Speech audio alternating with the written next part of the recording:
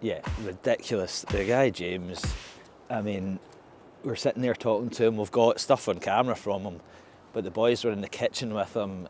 He has put his life into making the best burger that he can.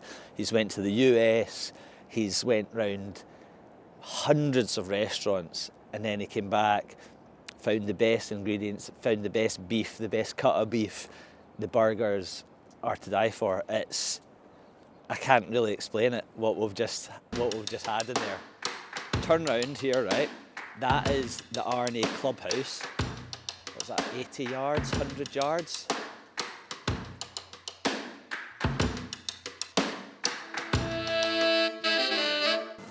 And then these will be in their little sleeping bags. From the fries to the burgers, everything's timed down to the kind of nth degree. Each tray before it goes out in traditional form always gets vinegar, always gets tomato ketchup, every single time without fail.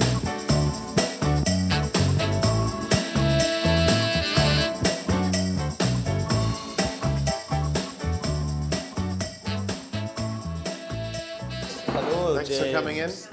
You're very Thanks for welcome. venturing off the beaten track. Well, you're not. I actually think a lot of people actually get lost because what was the side, obviously side of a cliff, and there's genuinely no footfall in what we do. So it has been the kind of long game in terms of getting the word out, and that's why we've been so obsessive about trying to make something as, let's say, kind of low key as a kind of hamburgers and fries. You know, we've really tried to bring something that I've experienced in the States and bring it here to the kind of UK. And although there are some incredible burger places in the UK, I've never found something that resembles my experience in the US. Yeah. My interpretation is what you see on the kind of menu. And what is that, James? You know, what was your key things that you brought to the burger and hamburger? The fundamental thing was deliciousness. That really was it. When I bit into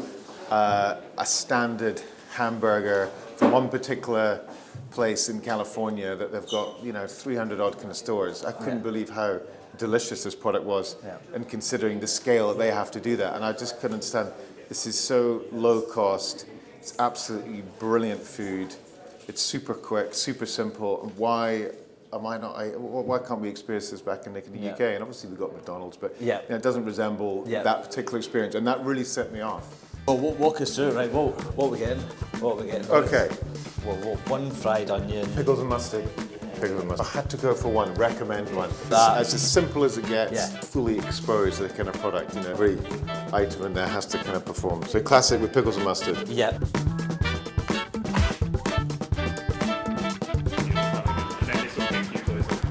Okay, perfect. Right. So Niall, we may call you in the back. There is actually no, it's fine. Leave the strawberry milkshake, because actually with the strawberry milkshake, there's a little thing as well, because we use a traditional classic hand-spun machine that we got from the States to do the milkshake. But that's in the back, so we could shoot this bit first, and then we could do a little moment where I could show you the big old classic machine at the back, which is pretty simple machine and modern. Actually, I'm not even going to. I'll just operate like we normally do. Right, okay, so we're doing classic.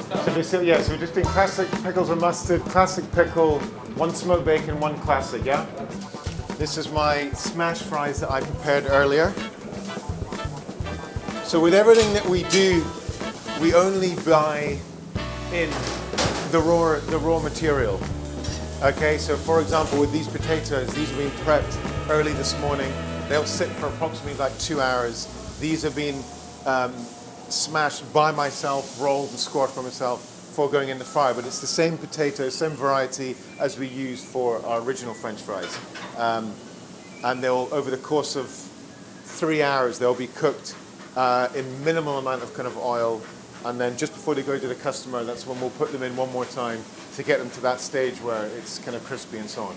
So I'm going to prep everything in here is timed. You'll be able to notice that we've got about 15 alarm clocks. It's like that scene from Back to the Future when he wakes up, Marty McFly. But when there's a moment in here in about 3 minutes time that all the clocks will start going crazy. That's not because we like the time, but believe it or not, everything in here, from the fries to the burgers, everything's timed down to the kind of nth degree we're at. So right now we're nearly halfway through the burgers being cooked. my cue is about 20 seconds time that I know when to drop the fries. Now, although I'm using my hands, believe it or not, for anyone that doesn't understand, let's say the kitchen world, the education is something that I knew. I always used to use gloves, and then when we got inspected by the councils, the government, they're like, no, James, the healthiest way, the most cleansiest way is actually just using your bare hands, making sure they're cleaned on obviously a regular basis. So each one of these colors we have, the green, the orange, the red, actually represents the brand. So for example, the orange represents the chicken that we have, the yellow represents the fries, the green, the plant-based, and the red, the hamburgers. So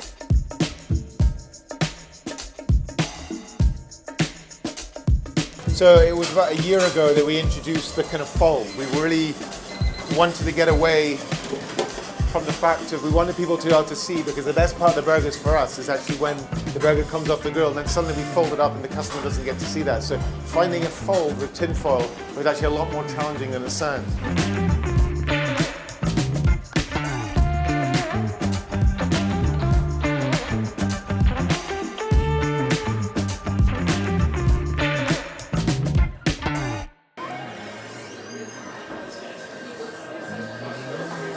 There we go, sir. There we go. Perfect. Excellent.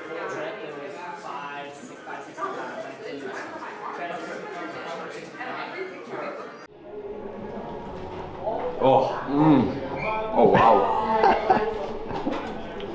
Wow.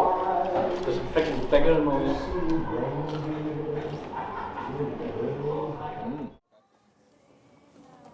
Okay. Well, the Bogey Train research team has done very well, which is Tom on his phone on Google. I'm going to say something here. Best burger I've had in the UK. Unbelievable. Smash burgers, best location, Burger Shack, Saints Sizzle, the guy James. 8 years it's taken for him to perfect his burger. It's ridiculous. Go in, you need to meet him. He puts all his love into the burgers. It's unbelievable.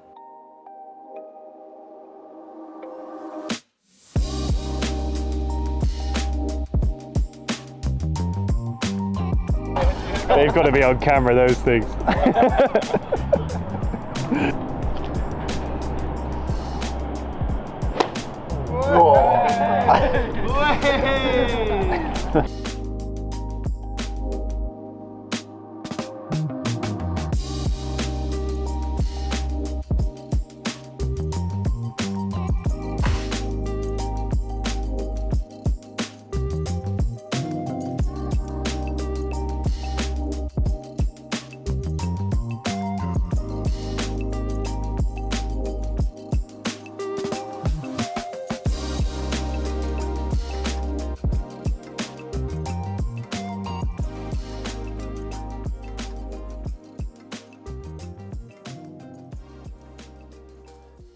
Lewis. Hey mate. How you doing? You alright? You alright? Look at that man. Alright. Lewis. Pluto of St Andrews. Yep. Golf, vintage golf and skate shop. Yeah, and a bit of vintage clothing as well. Vintage so it's clothing kind of as a well. combination of the three really. So How long have you been here, Lewis? So I've been here pretty much since it started. Okay. So we're almost coming up for a year now. Okay. Amazing. Opened in February. I started just at the end of February. Okay, cool. And then this is. How's it been? since. How's the journey so far? So yeah, it's really cool to see this kind of shop in St Andrews first of all. So like sometimes I catch myself, I'm like, oh yeah, I'm actually in St Andrews right now. Like So growing up here. You're a skater though. Yeah, so You're a I skater. skate. Used to golf when I was younger as well, but kind of lost it a wee bit. Yeah. And got into skateboarding a wee bit more. So Very cool. so yeah, that's kind of our stuff. You've got just next to yourself there. You've got the kind of all the vintage clubs, second-hand clubs. Yeah. That's very cool. So we kind of tried to source a bit of everything. So not super high end, but also options for people who are just starting golf. Yeah. Like you can get yourself a cheap set of irons, and and Love that. not have to worry about the crazy prices you might pay for like a full set of brand new clubs, which is nice. Yeah. And then obviously you've got Some the cool wonderful decks, the wall of board, decks. the wall of decks, which can be a bit deceiving to some people coming in because they it's just a skateboard shop, but there is a lot more to this place. Go upstairs. Yeah. I'll let you-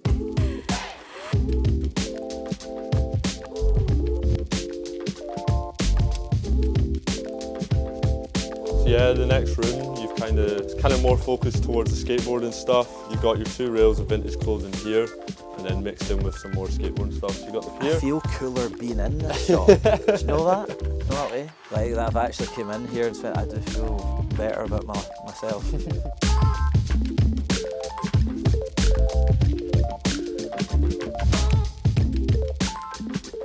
with the golf room again. It's a pure great wee cavern space, isn't it? I know, it's quite deceiving. You walk in, you think, oh, it's really small, and the rooms just keep going and going and going. So yeah, you've got the slip-ons. Slip-ons. I mean, I don't know if I've ever seen them before. They are awesome. And then this kind of last rail here is, I mean, you got a mixture of some of the Palace stuff as well, and then it's kind of all just vintage clothing, which is nice. So yeah, like, I mean, it's really refreshing to have the theme of golf, skateboard, and vintage. More so now with the skateboarding kind of being similar to golf in a way. You know, it's an individual sport you do with different people, and it kind of brings you all together. And it's like your own game, but you can do it with loads of people. It's similar to skateboarding, right? Yeah. You do it as a personal thing, but it's like enhanced with being with a bunch of other people as well. And I think it's nice to have that kind of younger generation touch on it of like, okay, we're not going to just do traditional, like you can wear stuff on the golf course and wear it to the pub and not be like, what's that guy wearing, you know? Like it's very casual, and I mean, everything has to progress, right? And I think it's good that you're having these kind of mixes of cultures and stuff like that. Look, if there's courses and places that they want to have a stricter thing, that's fine. But I think for younger kids and stuff being a bit more relaxed and a bit more fashionable and a bit more the streetwear coming in, then it appeals to me, because then people are like quite interested in what they're wearing to the golf as well, which they've never been. You know, it's been like a collared shirt and some. You know, it's been some trousers, whereas now people are kind of play about with different things. I mean, now you're seeing as well, like people wearing Jordans on the golf course, and like, you know, even like the shoe culture is coming into golf a wee bit more now as well, which is cool to see. So it's you can add your own personal touch to it, which I think is nice, and I think that'll actually push more people into the sport. Definitely. Cheers, man. Not a problem. Thanks for showing us around, buddy. No Thanks problem. for showing us around. Thanks for checking it out. I appreciate it. Yeah. Brilliant.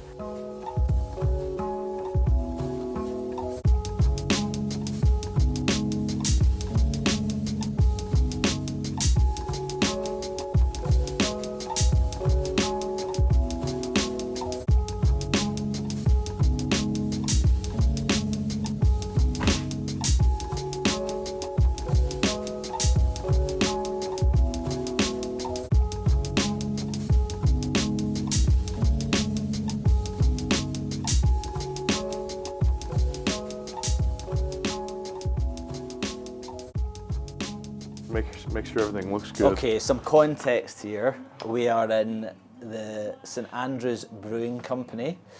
We've got Owen here, who's taken time off his shift to give us a tasting here on a Sunday night.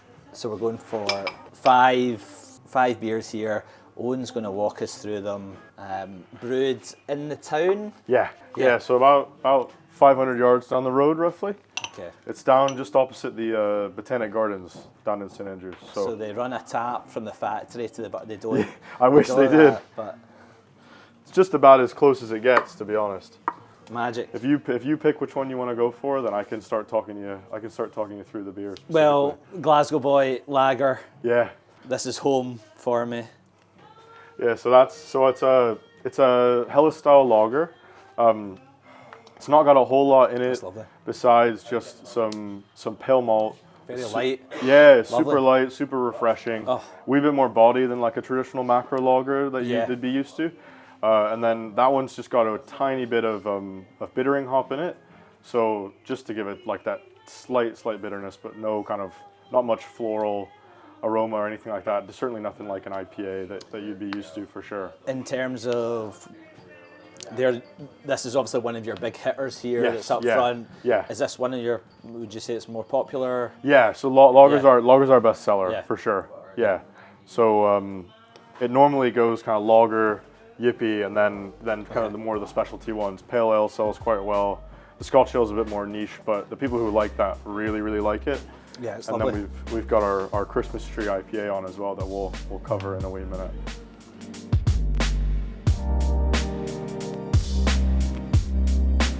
could drink that all day. It's one of our brewers. It's all he drinks. He comes in here after a long shift. All he drinks is From the Glasgow lager. as well. No, Dundee. Dundee. Dundonian. The Dundonian. So, yeah, let's go on to the Yippie because Yeah.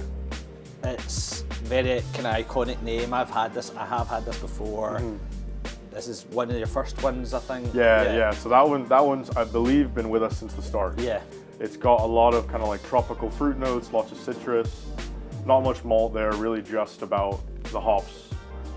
That one's hopped with Citra, Mosaic, Cascade, and then Equino as well. So that Equino gives it that like nice tropical fruit flavor to that one. Yeah. Fruity. Fruity. Fruitiest, hoppiest brew, I would say. It's laughing from the gallery there.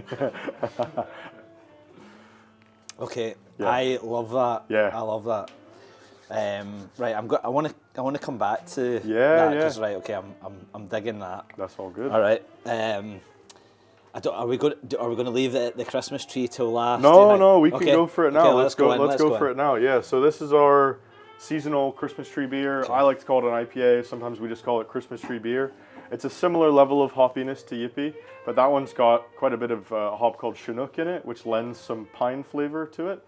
So it's got some citrus, lots of pine, pretty similar to like a West Coast IPA if you've had one before. Yep. That one's got a wee bit of rye in the mash as well, so that lends a tiny bit of spice to it.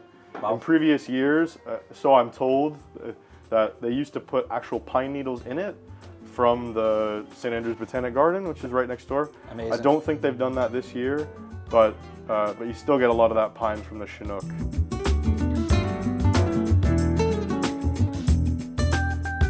Sorry, jumping in on the background. St. Andrew's Brewing Company was a small little microbrewery almost type idea, and then it's now a factory, and you've got 2 bricks and mortar pubs, one here, one Dundee, but then you sell the cans. I mean, I've seen them everywhere now.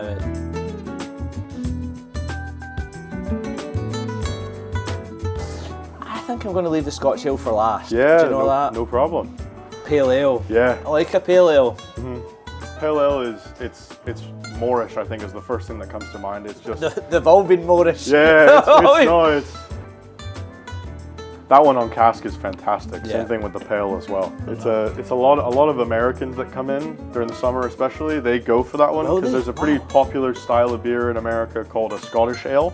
Is it? Yeah. I don't know a whole lot about the style specifically, but they see Scotch ale and they go, "Oh, we'll go for it." Really? A lot of them are like, "Oh, is there whiskey barrel anything involved?" Yeah. I'm like, "No, not for this one." Yeah. But yeah, it's because of the Scotch name. You know, a lot of tourists really kind of go straight for it. What was the colour again? An amber, I would say. It's kind of like it's a bit between like an amber and a brown ale. What's bringing that through? So that's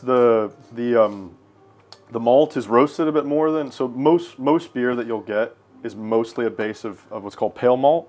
That was invented in England back in the 1800s, maybe late 1700s, 1800s. And believe it or not, before the Germans visited England and discovered that they were doing this pale malt, all lagers that you would have had in Germany before that time would have been at least that color, if not darker. Yeah.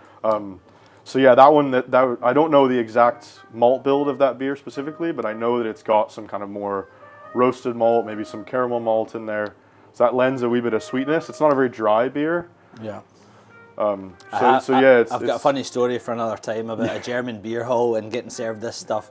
I think they were calling it the Dark House. Yeah, like a beer. Märzen maybe. Yeah. That would be the name for an amber, that's for another German time. amber lager. That's X-rated. Awesome. Yeah. Awesome. Thanks, pal. It's been a pleasure. Yeah. My man. Thanks, guys. Hey. Thank you very much. Water off a duck's back. Oh, I appreciate it. You available for some freelance work? Or Oh, did you take a video? Yeah. Oh, I appreciate it, George. Thank you. Is there golf on the island? Are you getting this for free? You need to pay to be in attendance here. Pint of Yippie. Yeah, please. no problem. Boys, do you want another beer? Oh, you too nice. The royalties are in early.